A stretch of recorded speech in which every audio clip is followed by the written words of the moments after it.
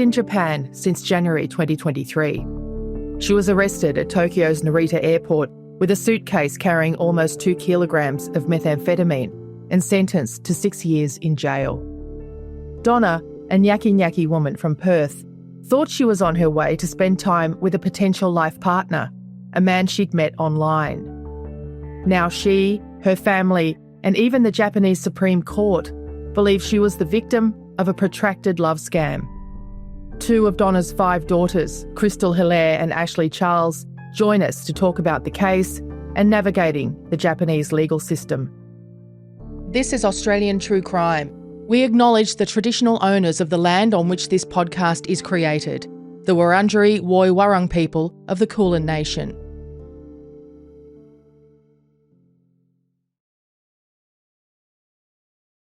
She takes people under her wing. She's very, very social. She's very community-minded. She's always looking out for anyone who may be struggling, and she just wants to help people. That's the kind of person that she is. She would give the shirt off her back to a stranger. She doesn't even have to know you. Yeah, Mum went out to lunch in Perth. She had some food left, so she didn't eat all of her food. And she saw a homeless person walking around the food court who just got kicked out because they didn't want them loitering or whatever. And so Mum got a container and put her food into it. And Mum had these sores on her feet. It was kind of like a rash, but it was highly inflamed a lot of the time. So just to walk would be really painful for her.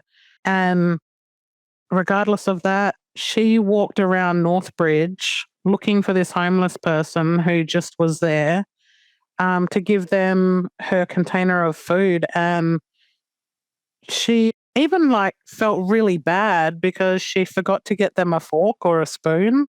But I said, oh, well, I'm sure they would have appreciated it anyway. It was a really nice gesture. And also because they were obviously out of her line of sight by that stage. I mean, it's not like they were right there next to her suffering even. She had known it was happening. They were around there somewhere and obviously couldn't get it out of her mind until she shared with them. She told me that they just ended up scooping the food with their hand and eating it like that. She felt so bad that she didn't get them a full. She was always getting herself unwell because she was just driving herself into the ground to help others. Mm-hmm. There's some kids who couldn't afford to play basketball because they'd have to pay a fee, a player's fee. And Mum would cover these kids' fees. Even though she barely had much money on her own, she'd still make sure that they were able to join in and be a part of, what all the other kids were doing, because all their little friends were a part of the group as well. And it's not like she was lonely.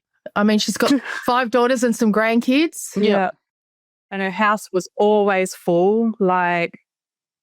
Even though, she claimed others as her grandkids and others as her kids, because she just was surrounded by people all the time.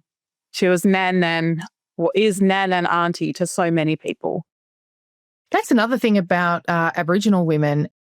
The maternal role and instinct in some cultures is more intense. It just is. I'm the furthest from a helicopter parent or anything like that you can think of. I'm that person going, when are these kids moving out? But Aboriginal mums are not like that, are they? They're the backbone of the family. Yeah, that's how Mum grew up. Mum grew up in a 3-bedroom house that had 14 kids living in it, plus other adults who may not have had somewhere to stay at the time. So she grew up where you share what little you have and you treat everyone with kindness, and material things is not the basis of happiness.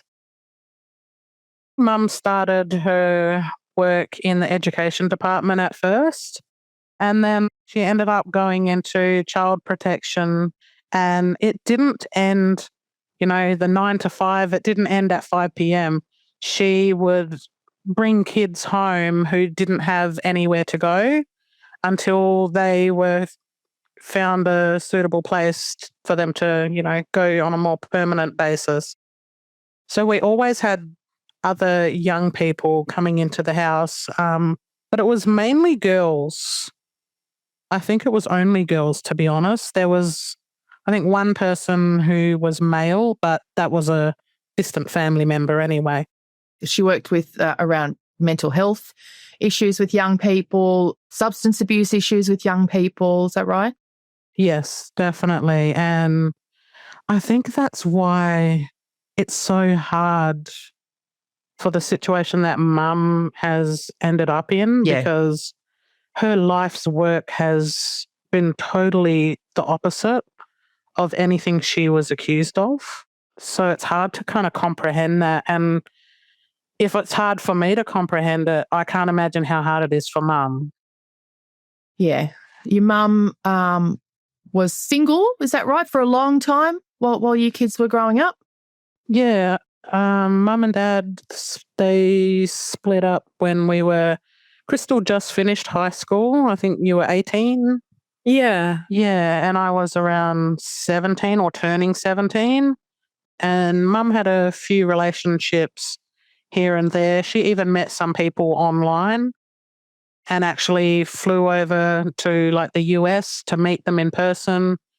It didn't end up being sort of like a love relationship in the end, more like someone who could be like a business partner of some sort, because they were also involved in like the basketball stuff. But they were real people and there weren't any dramas. Yeah.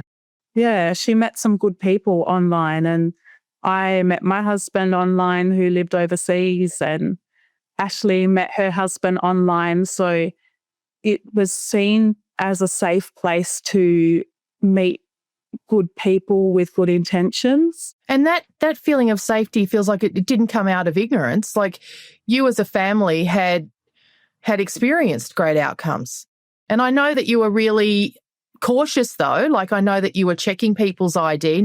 You weren't ignorant. You weren't stupid. You were well aware of the dark side of meeting people online. Mm-hmm. Yeah, I would say we did our research like in regards to scams, but we never dreamed that it would be like a drug smuggling situation. Yeah. That was really far-fetched in our minds. We were thinking more like investment, like money. That's what we're all on the lookout for, isn't it? Don't send them money. If he says he's suddenly in a desperate situation or whatever, you don't send people money online. Yeah. We said to her, don't receive money either. Yeah, that was what we had on our radar. Nothing like what was really going on. And another big point is that Mum and Kelly were doing video calls. Yeah, tell us about that. Like, we should just back up a little bit and say that she started chatting with a man called Kelly. Supposedly that was his name, but he was presented as a Nigerian man living in Japan and running businesses in Japan. Tell us about that, because sometimes you hear about, where we're heading with this is a love scam, essentially, or I don't know if it's catfishing. I don't know, because sometimes you hear catfishing stories and people will say, yeah, I did video calls with them, but they were always in the dark, or it's hard to get your head around. But did you met Kelly, or you saw him chatting with her on her phone? Yeah, like I definitely saw him and could clearly see his face. He'd call all the time. And again, this part wasn't really a red flag in that he wasn't some glamorous, young, blonde, beach surfy guy, or someone who says he's some high up person in the army, and like it wasn't what might bring red flags. He wasn't particularly attractive. He was an older man. He was not her physical type at all. Like he looked older than her, and she'd never really dated someone older. It was always either in her age group or a little bit younger. And she told us that she was very attracted to this person's personality and how he treated her. So he didn't win her over by some really handsome profile. It was more he honed in on what kind of person she was and what kind of qualities would appeal to her. Yeah, he tailored his whole life around what sort of person she would be looking for. Yeah. I mean, that happens in real life, doesn't it? Mm. Yeah. Yep. But he was also playing a long game. I mean, it feels like he didn't try and hurry her or hurry any of this. He wasn't trying to get her to come and visit him quickly or anything like that. How long were they talking before the disaster struck? 2.5 years, I believe. Mm. Yeah, and I feel like it was at least 18 months before he started asking her to go see him. That's a long time, yeah. Yeah. Yeah, and a long time to never ask for anything from her. So by this point, you don't really see him as someone who's out to con her or anything like that. It's just, oh yeah, this is Kelly, that's Mum's boyfriend. And he's transformed himself into her ideal man as well. So they must have been very close by that stage, like her best friend sort of thing. Yeah, they were talking about getting married and what they would wear, where it would happen, where they would live. They'd, gone over every detail of their future. He'd asked her what kind of ring she wanted and what size ring she would take. And Ashlee, I believe that you were, of anyone, were you a bit sus sometimes, or were you a bit sort of a bit more cautious? You asked for some evidence, didn't you, at some point? Yeah. Mum kind of vaguely told me that she was talking to someone online, and I think that was maybe 6 months-ish before she left. And I just told her, okay, well, just make sure you're not sending them any money or you're not receiving any money from them. Don't give out your bank details or any of your personal information, and just be careful. And I didn't see anything in it because I thought, oh, it doesn't sound serious. She's probably just talking. But then maybe a few weeks before she left, she told me that she wasn't going to be spending 3 weeks in Brisbane with me after Christmas because she was going to go over, and first she said she had a work conference to go to, and then she was going to go see and meet Kelly. And that's when I thought, oh, okay, this is a bit more serious than I thought with him. And so I said, well, what's his name? What's his full name? Do you have photos of him? What does he do? Does he have a family? Do you have any ID or anything of his? And she was like, oh, no, he doesn't have any photos. They were on his dating profile. But she said he deactivated the account. She told me that he has 3 sons and he has an ex-wife who was Japanese, and they are the ones who had the kids together. And she said he was in the business of designing women's couture gowns. She had a work permit or something, didn't she, from him? There was some ID that he had sent her that she was able to show you. Yeah, it was a residency card, Japanese residency card. I did think at the time that the photo was a little bit weird. It's a bit dark, isn't it, for an official document? Yeah. Yeah, it was very strange. But I thought, well, I don't know what sort of photos they take in Japan or what's suitable. And I did do a little scan where I converted the card to English, and some of the stuff didn't really make sense. But I thought, oh, maybe this is normal for there. Maybe this is not aligning because it's a different language. And it's difficult with your mum too, because you don't want to make her feel like you think she's stupid. Yeah. Do you? I mean, our mums are adults, and there are times when we think, oh, does she know what she's doing here with something, with technology, with online stuff especially, but you don't want to make them feel like you think they're incompetent. Yeah. Yeah, and I think my main thing was I felt like she started to think I was trying to ruin her happiness or her chance at happiness. Yep. And I didn't want her to think that. Yeah. And I kind of backed off a little bit because of it. Yeah.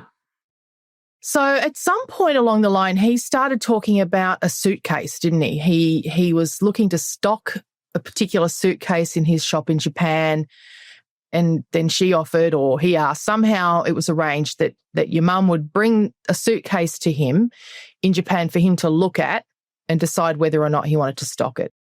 Yeah. I think she went with Janelle, the next sister to me. I think she went to the shopping centre, and while they were there, her and Mum checked out one shop which had suitcases, and I think Mum was talking to Kelly and saying, oh, is this one okay? And so she was asking what dimensions would the suitcase need to be. And so she was showing him, I think she video called him while she was at the shop, and he was just saying, no, that's not suitable. I need something else. And he said, it's okay. I will get something. He was so particular about what he wanted in a suitcase that in the end he organised for her to stop off in Laos on her way to Japan and get this particular suitcase, right, that someone he knew was going to drop off at the hotel for her to bring to him in Japan. Yep. And again, you know, you look at it now, you say that now and you think it's a red flag, but in the moment, in the context of their relationship, of this long-term thing, I don't think there's any way you could have, but she was a little bit sus, wasn't she? Sus enough that when the suitcase arrived and it had clothes in it, she was like, what is this? Why are there clothes in it? It was a little bit weird. Yeah, she definitely asked the questions, you know, that she needed to in those moments, because I don't know if the suitcase discussion even continued past when she looked in Perth and kind of had that discussion. And then once she landed in Laos, I don't know if that was told to her that in Laos you're going to meet someone and they're bringing you a suitcase. I feel like it was just sprung on her. Yeah, right. But he'd planted the seed of the suitcase much, much earlier. Yeah, and then it's like the conversation sort of stopped. And I remember like when she left Brisbane to come to Perth to quickly go see Kelly. And I remember she'd flown in and she got to Perth at night time. Her passport was somewhere, she left it somewhere at my house. And so I had been putting my daughter to sleep, and then I get a message at like 8:30, can you check if my passport is there, babe? And so I felt a little bit irritated in the moment and went looking around for her passport. And I have so much regret around that, because something inside me just said, oh, just pretend you lost the passport or pretend you couldn't find it. But then I thought, no, that's really mean. So I got the passport and I said, oh, it's here. And Janelle, the third eldest, she brought Mum to my house, grabbed the passport, and they went straight to the airport because she, from there, had a flight to go see Kelly. It was so like a whirlwind. I feel like your mum was a bit trepidatious as well, because when she got to Laos and went to the hotel that he'd sent her to, because he was all about shouting her a few days there, wasn't he? Like, oh, in this really beautiful hotel and relax by the pool before you come over. And then she got there and found the room wasn't booked. Like, she was ready to go to the airport and come back home, wasn't she? She was like, okay. Yeah. Because even right through December, she was waiting to get information on when she'd be going to see him. And he was stalling on when she'd be leaving. And she left Ash after just having a couple of days with her and was meant to be on a flight to go see him then. So she got to the airport late at night. I think it might have been a midnight flight that she was meant to be on. She goes to check in and there's no flight there for her. So she's really peed off at that point and feeling like, why am I wasting my time? Am I even going to go see you? So she was feeling a bit down, like in the day that followed that. And then all of a sudden, it's like, yep, I've got your flight details sorted now. You're going on like the 30th. And I feel like the way it was organized was to put some sort of stress and panic on you that you're flustered, because even I felt flustered, and I asked her why she was going to Laos for a few days, and she said, oh, because it's like the Christmas New Year period, that's the only flights that they could get, which made sense to me as well. So just didn't really have the time to really stop and think about things. Although I'm sure you did to a certain extent, but again, you know, in hindsight, we're expecting you all to conduct very deep dive investigations into everything that happens with this guy, every plane ticket, but that's not the way life works, is it? Mum says, she's going to meet this guy. You just say, okay, see you when you get back. And even before that, like, we did have worries for her traveling to Japan, a place where none of us had ever been there. We didn't know anything about the place. We didn't know anyone there. They predominantly speak Japanese. So we had expressed those concerns, which she had passed on to him. And he was really good at putting your worries at ease. And he told her, and it sounded really caring to us at the time, but he said, if they're really worried about you, like, I'm too busy to come over and see you right now. I've got a lot going on, but you're welcome to bring one or two of your family members. I'll cover the costs and everything. You don't have to worry. Wow. So that again was like, this is a really nice guy. He just really wants to see her.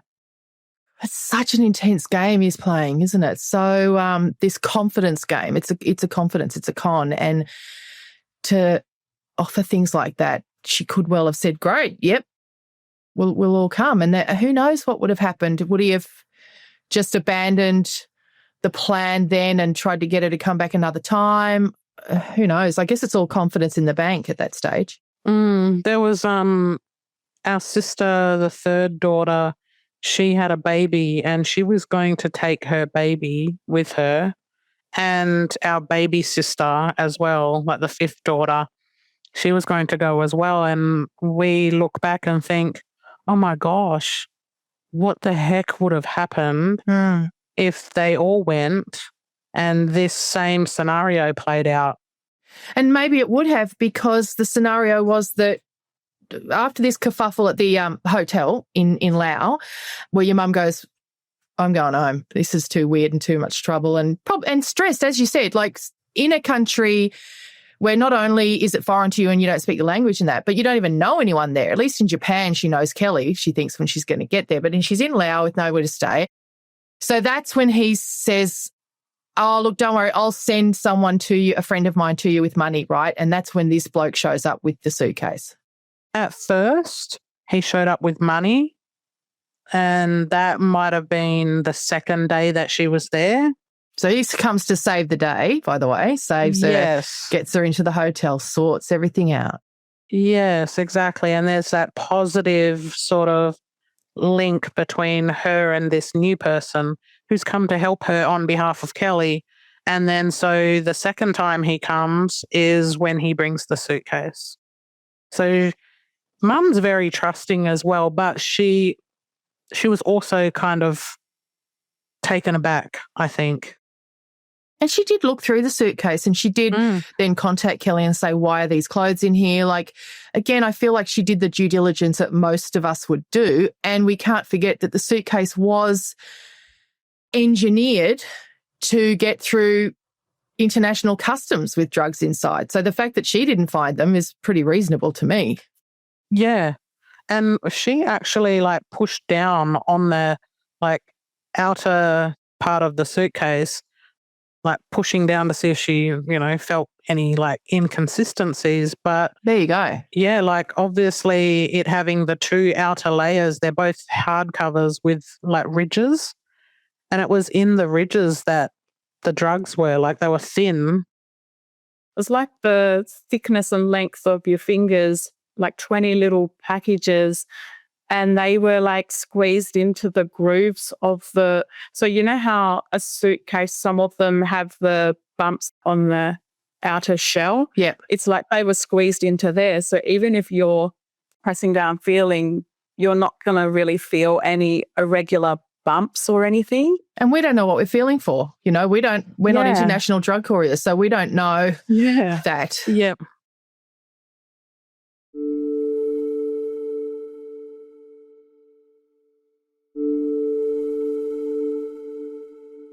If you'd like to talk to someone about abuse that's taken place in your life, no matter how long ago it happened, your GP is always a good place to start.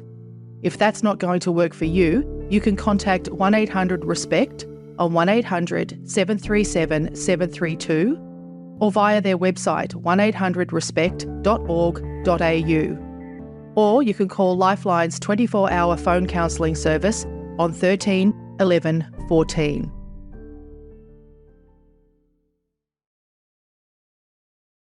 So what happened? What happened when Mum got to the airport? So I guess she got through the airport in Laos, got on the plane to Japan?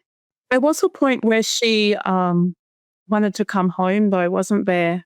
Yeah. She got food poisoning and felt quite sick, and she was worried about if she was to get worse, she wouldn't want to be in a hospital in a country that she doesn't know or, on a plane.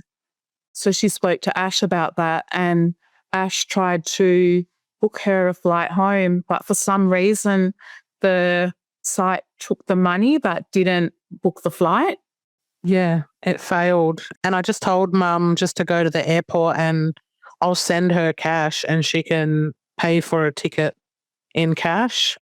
And she also had money from Kelly for her to buy like warm clothes and things like that for the weather in Japan. So I just said, just use that and I can give you extra. But then she told Kelly how she was feeling, and then he said, oh, can I talk to one of your daughters?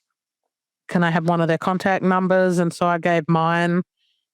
And I had a conversation with him, and he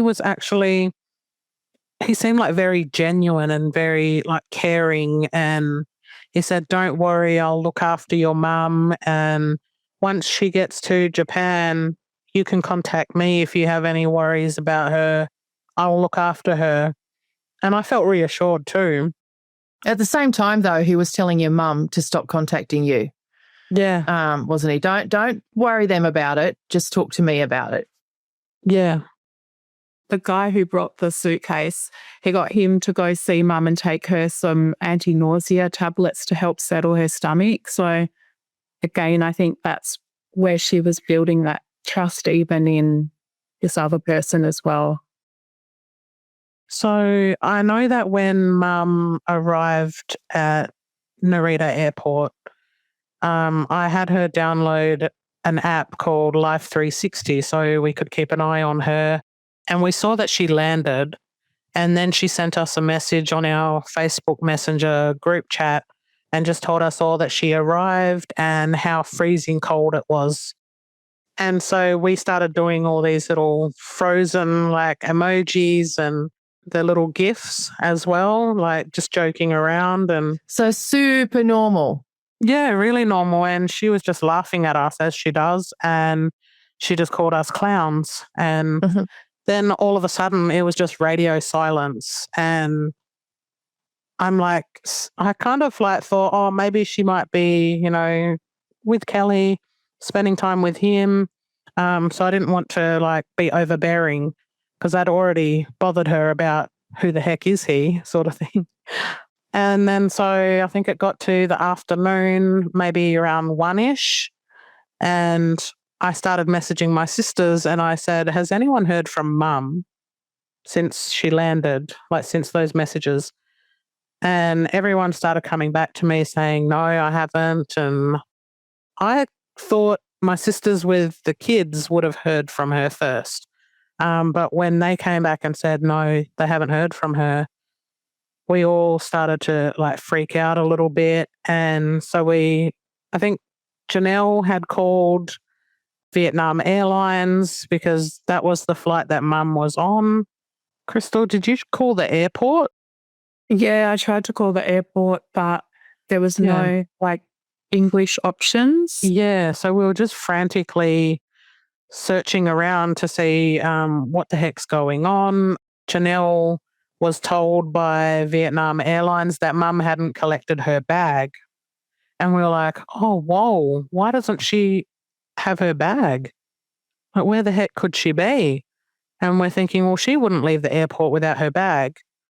I think we all were messaging Kelly. I gave everyone Kelly's number and we're all kind of stalking him and saying, where is she? Like, do you know where she is? Can you message us back? He wasn't messaging back. And then I just started gathering all of the information that I had on Kelly and I printed it all off and I went to the local police station and I told them, look, I need to lodge a missing persons report for my mum. She's in Japan. She landed there this morning. So you went to your local police? Yeah. And I said, I need this done because I need to have a missing persons report lodged before a consular case can be created. Me and a police officer sat down and we were in an interview room and Kelly called me. And so the officer, he was telling me what to say. He kept saying, put it on mute. And he said, this is very strange. Because Kelly was saying, oh, I just left the airport and I was there for 2 hours and I was looking for your mum and I couldn't find her. And I said to him, why only 2 hours ago did you go there? She landed like 10 hours ago. Where the heck have you been all day? You promised to look after her. And so I'm like going off at him and the officers telling me, look, just gather information from him. Don't tell him anything. If you want to continue speaking with him, I'd suggest recording him. Hello? Yeah, I've tried to contact the police, okay? Yep. What happened? But they could not give me any close information because I can't give identity as a family, okay? I told them she's my fiance. Even me, I'm very worried. I'm supposed to travel with her, maybe to London, before coming back to Australia. But I don't know what's going on. And he said, oh, any messages before they get deleted? Because they were all through WhatsApp. Any messages I sent with Kelly. He said, make sure that you screenshot them so that they can't be deleted after a day and keep that going. And so we did the missing persons report. And the next day I called the Consular Emergency Centre and asked them to create a consular case for my mum. And I just said, you need to find her. This is out of the ordinary. She normally contacts at least one of us numerous times a day. So we're going on 24 hours at this stage from the texts about, oh, Christ, it's cold here, and everyone laughing, to that's the last you heard from her. Mm-hmm. Kelly says he showed up 8 hours after she landed or something and couldn't find her. Yeah. That's all you've got to go on. Yeah. God, how terrifying. It was so quiet. We didn't know whether she was alive. That was the hardest part. We couldn't eat, couldn't sleep. Like, you just couldn't function. It was a really difficult time. And then Mum had been so excited about this trip. She had told friends and extended family members about it who were awaiting her to land and hear about this nearby. And so we're getting phone calls and messages from all these other people asking, is she okay? Where is she? And like, you just want to fall into a hole in the ground because what are you meant to say to people? Like, how are you meant to say, we don't know where she is, we haven't heard from her? So I'm assuming she was in custody for that entire period of time. Yep. I'm surprised they didn't phone you. Is it not incumbent upon Japanese police to contact the family if they've got someone in custody? I think they're supposed to talk to the embassy first. Yeah. Yeah, but I think it took them days because so Mum landed on the 4th of January at like 7 a.m. local time. And I think it was the 7th at like midday that Consular Emergency Centre case officers called. And they were really good because normally they just work like Monday to Friday, but they also have like the people who work out of office hours. And I asked them if it's really bad news, can you call my dad instead of me? If it's good news, then you can call me. And so they called Dad on a Saturday at like midday and told him, and I was still in Brisbane. I didn't know what was going on or whether I needed to come home. And Dad had all of my sisters out to lunch and he pretty much got me on the phone, got them all together and just like told us, your mum's been arrested. And we're like, what? For what? And he said, for drug smuggling. And we're all kind of like really shocked. Some had different emotions displayed. I just didn't understand how it could happen. Kristal thought it could have been like a misunderstanding because Mum had allergies and allergy medications. And so she asked Dad, you know, could this be her medications for her allergies? And he said no. And he said no, it was 1.8 kilograms of methamphetamine. And it took months for us to find out how the heck that even happened. Like the whole suitcase situation we had no idea about.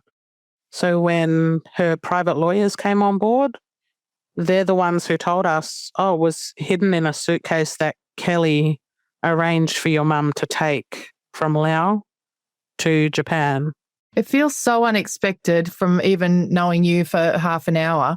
It feels like if someone rang me up and told me my mum had been arrested for smuggling methamphetamine into Japan. Like, it's just ridiculous. It's like, it can't, this is a cock up somewhere. Yeah. This is not happening. Yeah.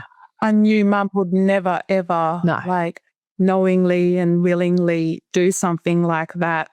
And I can remember in the moment, like, being, like, really worried, like, did someone beat her and abuse her and, you know, like, force her to do this, because that would be really horrible and there's no way for us to, like, console her.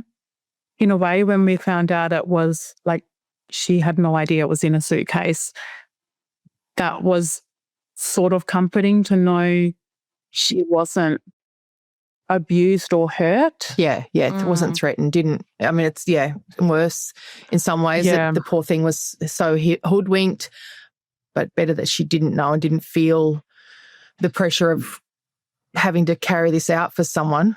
But then you imagine, like, her at the airport when she realises what's just happened and not only has, like, something totally unthinkable and against every moral fibre of her, just was she used to do something like that, but she's had her heart broken as well.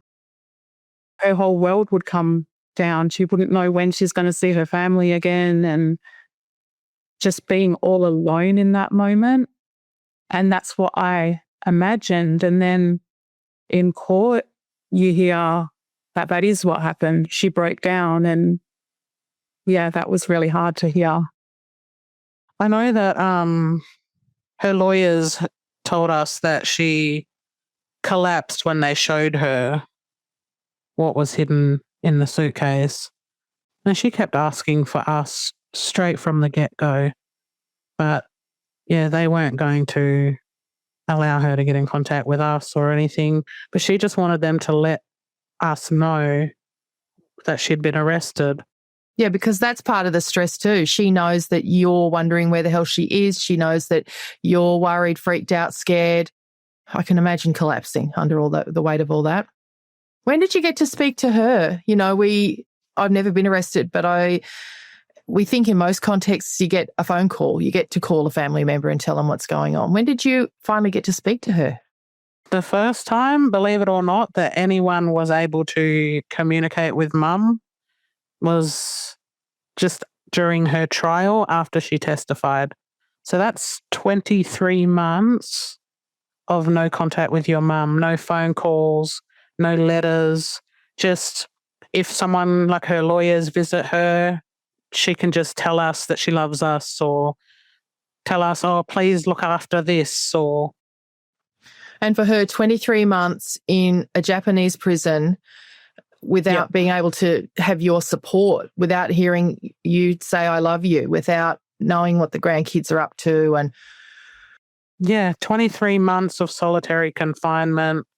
And then after her trial, some things were laid off a little bit. So like the communication ban was lifted. But the communication ban was applied from, I think it was early February 2023, all the way up until the time that she testified at her trial.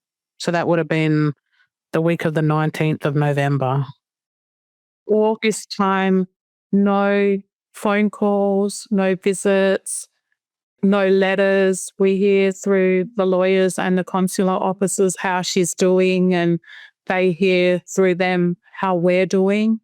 your mum told her lawyer, who's a Japanese lady, that that she feels sometimes like she's forgotten how to talk because she doesn't have anyone to talk to. And she expressed suicidal feelings sometimes. Yeah.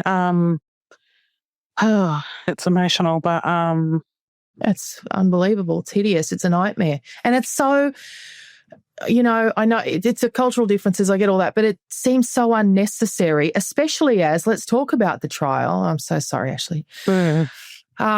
Let's talk about the trial when the court accepted the whole story about Kelly. The court said, yep, we believe that happened. We believe they weren't your drugs. We believe you didn't know. But they found your mum guilty of drug trafficking because they said she should have guessed, essentially. Is that correct?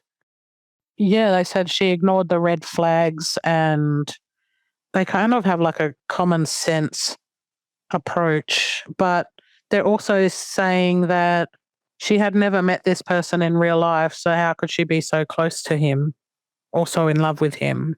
How can you develop such a strong bond with someone you've never met in person? So there's like a total disregard to, the victimization that scammers conduct with people, and that's how they do what they do. Yeah, and I feel like we're pretty accepting of that now in Western culture. We're like, oh yeah, this happens. And like we've been saying earlier, we expect a certain amount of insincerity and untrustworthiness on these sites. Some blokes will be actually scamming you and trying to get your money. And that's fascinating. Then in Japan, they're like, nah, that shouldn't happen, doesn't happen unless you let it, sort of thing. Very victim blamey. Yeah, definitely. And also, here's what I don't understand is that how can they find her guilty of drug smuggling but at the same time accept that she didn't know that the drugs were in the suitcase but she should have guessed? I don't understand how those two things sit together. Yeah, especially when you had the customs officer say that you couldn't tell by looking at it. Yeah, it doesn't make sense. It kind of conflicts. Even if they had another crime, they could say, something about negligence or I don't know, something else. But it seems like they're saying on one hand, they understand she didn't commit this crime, but they're finding her guilty of it anyway. Yeah. Because she didn't guess. Yeah. And in their eyes, they said because she's the victim of a romance scam, that's why their sentence is quite lenient. Yeah, it could have been a 20-year sentence, right? So in their eyes, they were being nice. How long did she get? 6 years. And a $10,000 fine. Gosh, also I know that she was planning to appeal but dropped the appeal because the numbers are quite terrifying. I'm sure you've been living with these numbers for a couple of years now. The Japanese court apparently has a 99% conviction rate of drug offences, a 0.3% success rate of appeals. Yeah. She appealed first to the High Court, and that's the one that was just rejected. Donna Nelson's appeal was quickly dismissed. Her family devastated. Her initial trial ruled she must have been suspicious about bringing a bag for her online boyfriend. The Tokyo High Court defended that ruling, saying she put a lid on her worries and doubts. Donna Nelson was optimistic that her appeal would be successful, and this confidence helped lift the mood of her family. When Nelson walked into the courtroom, she mouthed, "I love you," to her daughters before she started to cry. Then she had an opportunity to appeal to the Supreme Court. We didn't want her going through all of that all over again. Like, Mum's really lonely. She's not allowed to talk to other prisoners. And with the statistics that they are, that's 0.3%. Exactly. Plus you don't know the timeframes, and what we've seen with Japan is her lawyers will tell us, oh, it'll probably only be like 6 months, and then all of a sudden we're still sitting there at 23 months, and then we finally get the trial happening. So timelines are expanded out, and every year, I think it's around April, there's a refresh. So if there's court proceedings happening, every year it refreshes in April, and so you get new judges, and they also need time to assess the whole case. Like, how many prosecutors changed in that 23 months? That was part of all the delays that kept happening was a prosecutor would quit, and so then a new one would come, and they'd need to be given time to learn the case. Yeah, and then the refresh would happen. So then it would just be an automatic switch over to a new prosecutor and new judges, and then they need time to assess the case. So it just dragged out further and further. And when you're looking at a 0.3% success rate, it's not really worth it. And your time served is at the discretion of each judge. So they could actually give her longer. Yeah, they could reset and say none of the time served is counted. That's one thing they could have done. So at the moment, she's lost 9 months because they've counted however many days. But another judge could say, oh, we're going to count no days. Wow.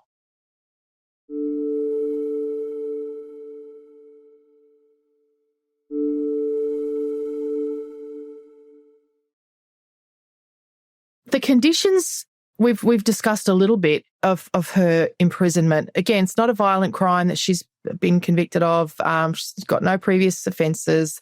They say they've shown her leniency with a 6-year sentence. But I guess when we're used to seeing, we in Australia see Kerabakan prison quite a bit. It feels like we sort of know the insides of that place, and that's harsh in terms of its physical conditions, but it's a very social environment. People have a lot of access to their families usually. But this is, what's it like physically? What do you know of this prison? Have you been able to get inside and see your mum in there? Mum's been moved to a new facility as of a couple of weeks ago, but Kristal has been to both facilities that Mum's been at. So first she was at Chiba prison, and that's where she spent the majority of her time. And then she moved to Tokyo Detention House. At Chiba, many of the staff there don't speak English, so we did get to have visits. It's a smaller facility, so they only have a limited amount of visiting rooms as well. So even though the time allocated, you would expect it to be 30 minutes, I think the shortest time I got was about 12 minutes. Because it was a busy day, and in that time, you've got to have a translator that you have arranged who can come and translate so the guards can listen to your conversation. The room is split into 2 with glass in the middle so that Like, you can't actually physically touch her, and you speak to like a little microphone in the desk. So it was better than like not having any contact at all, but it goes so quickly. And she was in a tiny cell on her own. There was no heating or cooling in the cell. Weather can get quite extreme there. So in wintertime, she often had like no sense of feeling in her toes, and they had begun to change colour one winter, and she was worried that she had frostbite. I think it was chilblains though. Very painful. Yeah, her health had suffered a lot. She's had digestive issues and lost a lot of weight. How old is your mum? She's 59. She turned 60 in February. So our hope had always been that she'll be home for her 60th. Yeah. It's not a time to muck around with your health, is it, at that age? No, and especially with the life expectancy for our people as well. Like, her mum passed away when she was younger than mum. Yeah, she was 57. Yeah. How was she when you saw her, Kristal? How long ago did you last see your mum? And, you know, I mean, it's very harsh conditions that she's in. How's she coping? She had been doing better once she moved to Tokyo. They have like heating and cooling there. We're unsure what the facility is like where she is, and we haven't yet heard from her and how she's doing. So currently we're stressed out and worried and hoping that she's okay.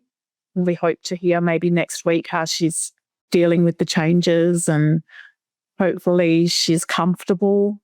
But the thing about Mum is she is so, so strong. Like, you would think that this would completely break someone, or that, I guess, I prepared myself that when I would see her that she might not be the mum that I knew her to be, but she's still the same funny mum, cracking jokes and worrying about us and wanting to know everything that's going on in our lives. And she's more concerned how hard all of this is on her family, rather than, I guess she has to distance herself in her mind from what the reality is of what she's living.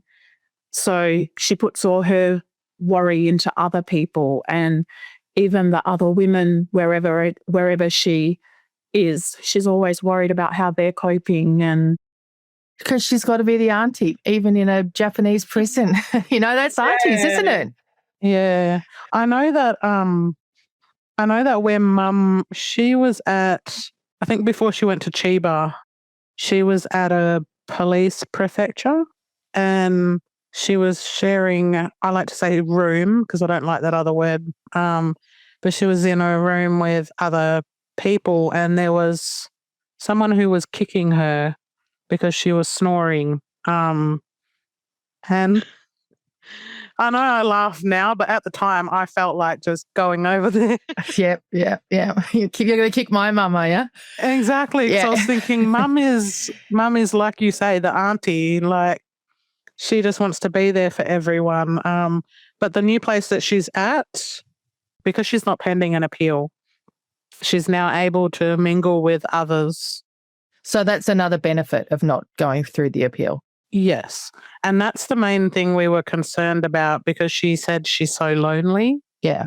Because she hasn't really been able to, she's definitely not been able to talk to anyone at any of the facilities. But this place, apparently the first day we did get an update from consular officials that I think the first day she was able to go for her exercise, it was with others, and there were other foreign prisoners there as well.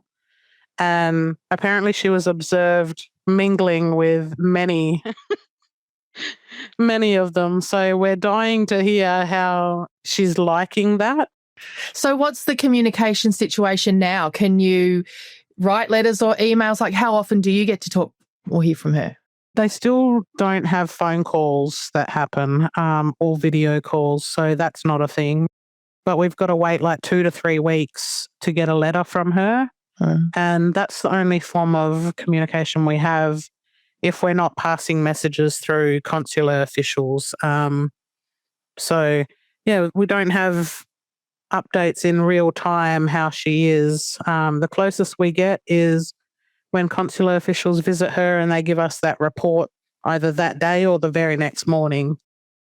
And because the other thing is the difficulty of visiting when you have a family member in prison in another country. It's not just the travel expenses, but there's the time off work and all of those issues involved, aren't there? So yeah, how often do you get to go, or, you know, do you have plans to go? When are you going to see her next? Apparently her conditions have changed now that she is serving time as a sentenced prisoner. And apparently, Kristal, correct me if I'm wrong, but it's, twice a month she can have visits? Yeah, she's only allowed 2 visits in a calendar month now. So I guess if you planned it where you were going at the end of one month and into the next, you could possibly fit 4 visits in. But we're talking about flying to Japan for a half-hour visit. Yeah, and where she was before, so Chiba, that was a pretty easy spot to be able to go see her because they've got really good public transport there. And then Tokyo was again really convenient to be able to get to. But now where she is, I believe it's like 2 hours from Tokyo, and it's in a small rural region. So I guess I'm going to try and look into understanding more about this place and how I'd be able to go see her. And I want to go see her as soon as I can. Do you have a travel fund going for you girls to help you get there sometimes? Like anything like that? Yeah, we have a My Cause at the moment. And right now, so one of the costs that we're covering with what we've got in there currently is her fine. Oh, of course, yeah. Yeah, because we want to get her a transfer back to Australia to serve. And that fine would need to be paid beforehand. But we've already used some of the funds for like mum's eldest grandson to go and visit her for the first time, to help my little sisters head over there for a visit as well. Is the fine $10,000, like straight up? Are there more fees on top of that, or? I think it's $10,000 to clear it, but there might be like bank fees, like a transfer fee. That might be like $100 or something. How much do you have ready to go now? Are we under, or do we have the 10 grand? We just have the 10 grand. Yeah. So we're kind of figuring out how we get that paid and who does it. And then we'll get that obviously paid. Whether it's like the next time one of us is over there, or... Yeah, like actually how you do it. Because it has to be paid in person. It can't be like electronically paid. So what? Yeah. Is it cash? It has to be paid in cash? I believe so. I'm literally scratching my head over here. What? I know. That's all the logistics we're trying to figure out. There's a lot of rules around things being done. So like what we've noticed in Japan is that it doesn't matter what's convenient or not convenient. There's very, very specific steps that have to be made in a process. How much longer does she have to serve? And do you think it's possible that she could come home to serve the rest of her sentence? How realistic is that? I believe that it's a high possibility that she'll come home. Like there's already word from Roger Cook, our WA Premier, who says that he fully supports her coming home to serve on country. So that's amazing. That is amazing. Yeah, and our Foreign Minister, Penny Wong, she's been amazing from the get-go as well, and she fully supports it. Great.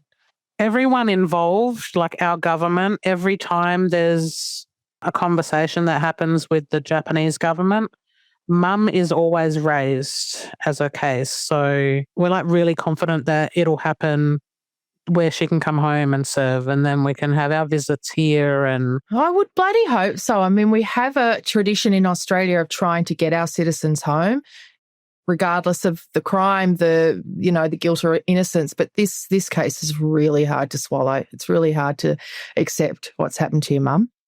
Yeah. And, I think, family and culture and connection is everything for us. It's our whole identity. So Yeah. her coming home is so important, because another aspect that me and Mum, we used to attend protests together, and a lot of them were those deaths in custody ones, and that's a big fear. I can imagine, and that's what I mean. It's a fear for her lawyer too. Yeah. Yeah, so that's a very important issue for Australians. There's a lot that we hide from Mum so that she can be as strong as she can be to get through her time away from family. But she's not aware that people very close to her have passed. And it's always very hard because she has dreams about these people. Yeah. And when we hear that she's had dreams about them, it makes sense to us. But whenever she is home, she's going to be hit with a lot of grief. Oh, God. That's so hard to know what to do, isn't it? You don't want to tell her when she's so vulnerable there and alone, but then you know that when she comes home, you're going to have this one conversation. And then is she going to be angry at us for not telling her for so long? Like some of her best friends have passed, very, very close family members have passed, and we just have to, when she asks about them, make up a story that they're doing really well. Yeah.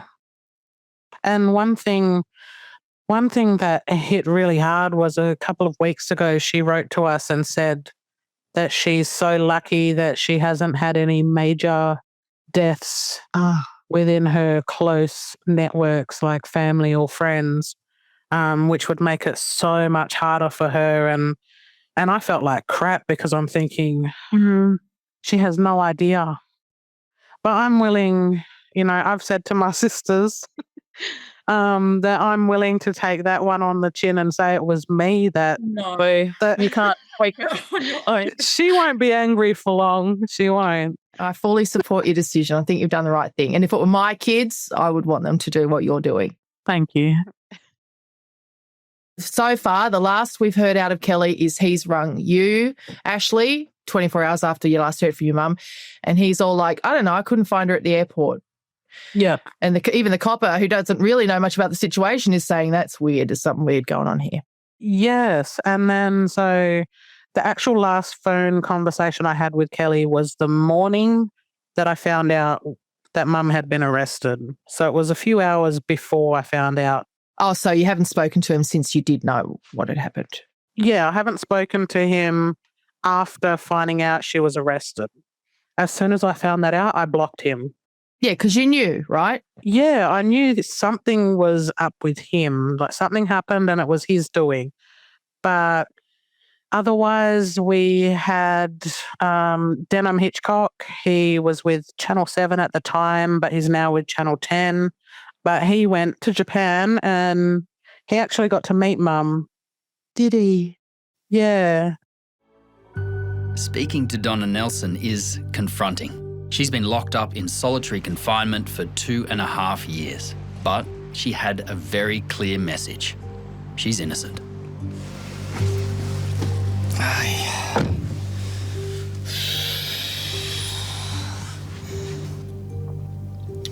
Donna Nelson looks shockingly different from all the photos that I've seen, all the family photos. She's lost at least 30, 40 kilos. She's very gaunt in the face. It was a pretty emotional meeting between her and Kristal. They have this thing at the end where they put their hand on the glass and it breaks your heart. He does good work. Yeah, he does. Yeah, I had a week of visits with Mum and he came to just capture some of the trip while I was over there. And it got to the morning of the last visit, and I really didn't want Mum being exposed to media, but Mum really wanted to say a bit of her story, and her lawyer really wanted her to, and everyone sounded like it would be a good thing. So, and I don't know him. I've never met him, but I've spoken to a number of people bring him up to me often, as in he took interest in their story. He went above and beyond. He did really good work. Mm-hmm. So, yeah. Yeah, he's amazing. Yeah. That's great to hear. He spoke with Kristal in Japan, and Kristal told him that we kind of have this weird feeling that Kelly is not actually in Japan, is not in Nigeria. We feel like he's in Hong Kong. And so we gave Denham the contact details for Father John Wotherspoon. He's in Hong Kong as well. He's an Australian priest, and he's been providing support to our family since almost the beginning, because he advocates for victims of, blind mule situations, as they call it. It happens a lot. Yeah. Because we'd heard a story of this Canadian lady, Susanna Thayer, and she was arrested in Hong Kong. And hearing her story, it was so similar to how Mum's was. The way the trick was planned at the last minute. I mean, she didn't have video calls. I think she was catfished, but it just was very, very similar in every other way. I definitely think he's a part of something big, because he had invited Mum to other places. Hong Kong was one of the places that he had invited her to. And there was Brazil, Dubai.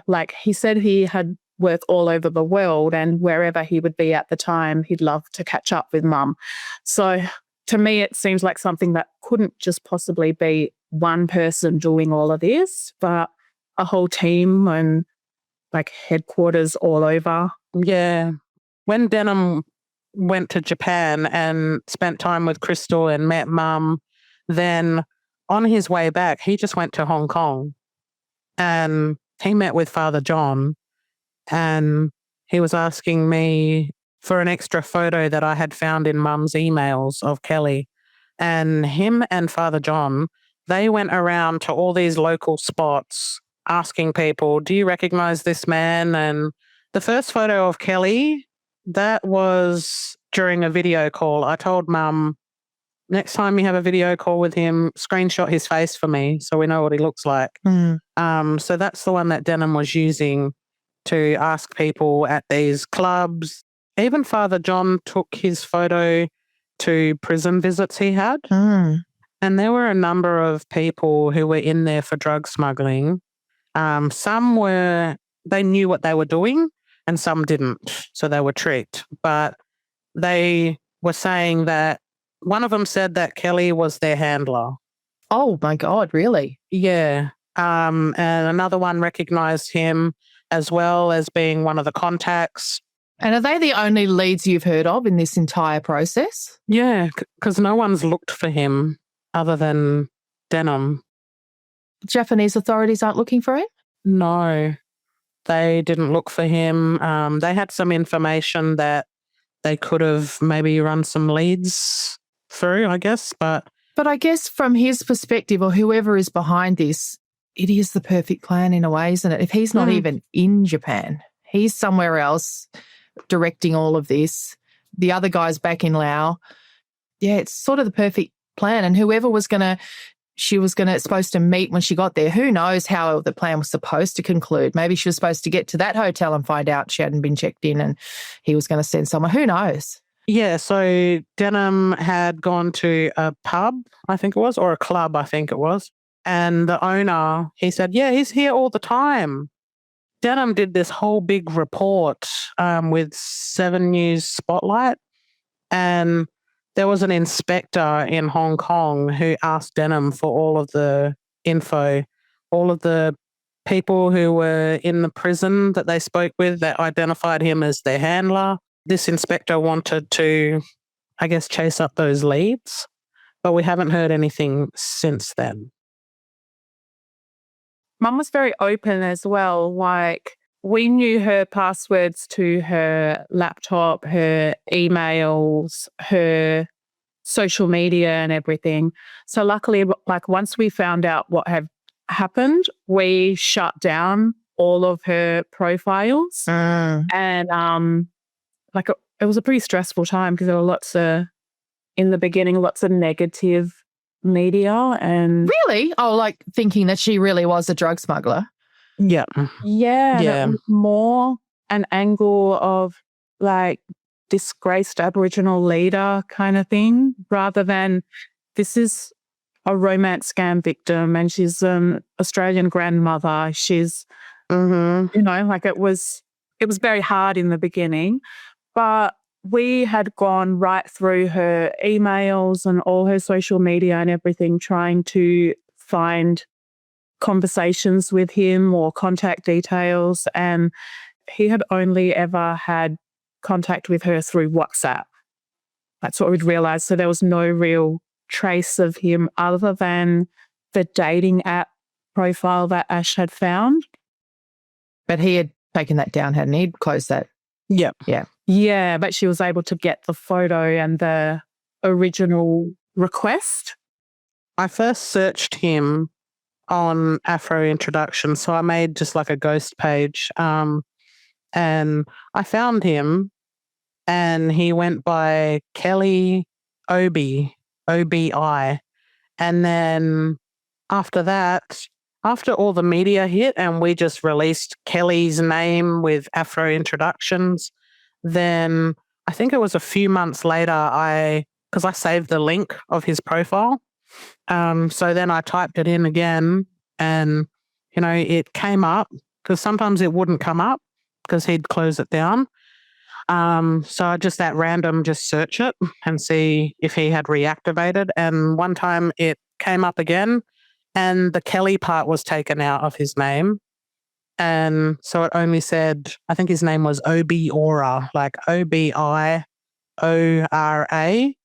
And that told me that he had seen the news articles about Kelly from Afro Introductions. Yep. So he removed Kelly off his name. And then he closed the profile down again. I still check every now and again to see if he's still operating it. Yeah, it's hard to accept that you have to be the one to check, though, isn't it? That this guy who we have to assume is doing it right now to somebody.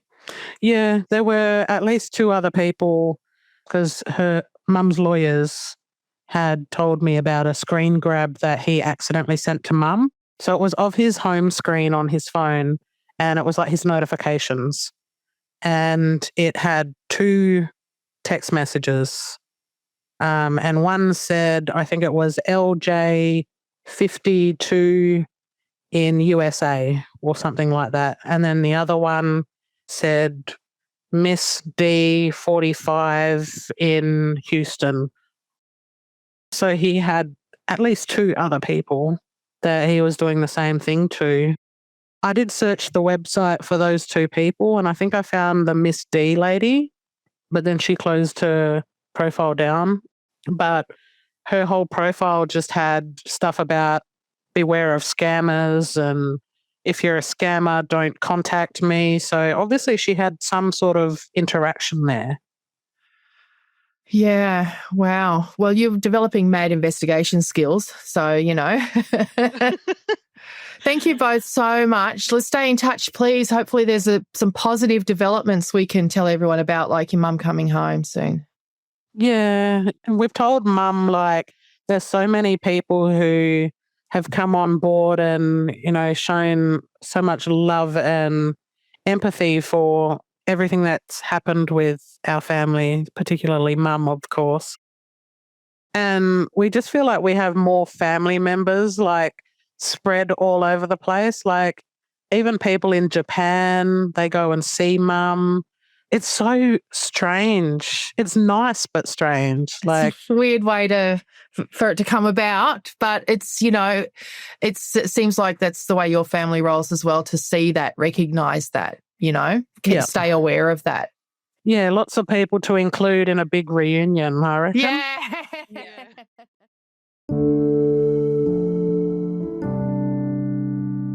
Thank you to our guests today, Kristal Hilaire and Ashlee Charles. If you need support after listening to this podcast, you can call Lifeline on 13 11 14 or contact 1800 RESPECT on 1800 737 732 or 1800respect.org.au. Indigenous Australians can contact 13 Yarn on 13 92 76 or 13yarn.org.au.